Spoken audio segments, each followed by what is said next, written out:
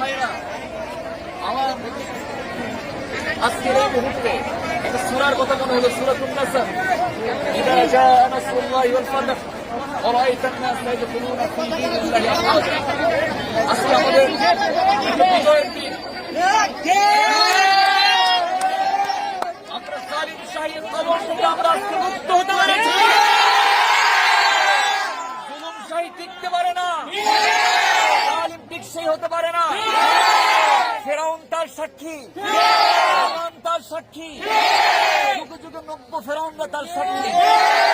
আমরা সেই জুলুম শাহীর অবসান ঘটাতে পেরেছি। আমরা শুকর আদায় করছি আল্লাহ তাআলার।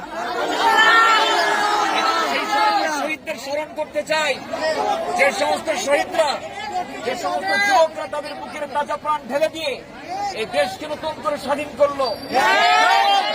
আপনার রুহের মাগফিরাত কামনা